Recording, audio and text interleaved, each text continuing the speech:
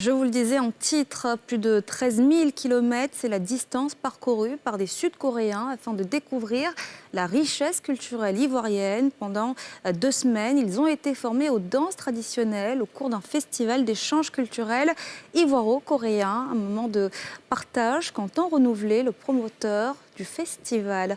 Brice Niawa, Tanguy Conan, Mathurin Badé. 13 145 km. C'est la distance que ces danseurs coréens ont parcouru pour l'apprentissage des danses ivoiriennes.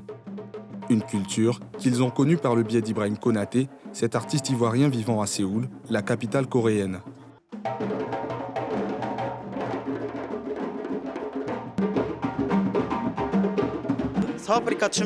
J'aime la culture africaine et particulièrement celle de la Côte d'Ivoire. Du retour de ma visite au Burkina, j'ai rencontré Ibrahim et j'ai tout de suite saisi l'occasion de participer à cette aventure magnifique dans laquelle je m'éclate. 15 jours de stage formation émaillés des scènes de tam-tam, de chant et de danse locale. Un voyage culturel qui leur a permis de se frotter à plusieurs troupes artistiques afin d'aiguiser leur jeu. Quand on joue là-bas, on joue en Afrique, c'est très différent. Là, on est en stage. Ouais, ils sont en train d'apprendre. À la fin, on va faire un festival. Port-Boué, village amangwa. C'est le jour de la restitution des acquis des stagiaires. Avant, ils ont eu droit au traditionnel fotamanan, qui signifie bienvenue en langue sénoufo, représenté ici par ce masque, le wambélé.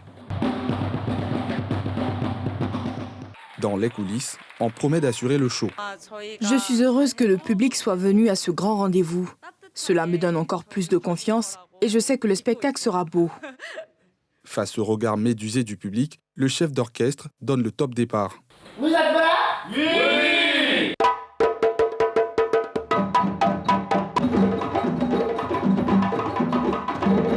Jeu de tam-tam, chant, danse, on donne tout dans les prestations qui s'enchaînent.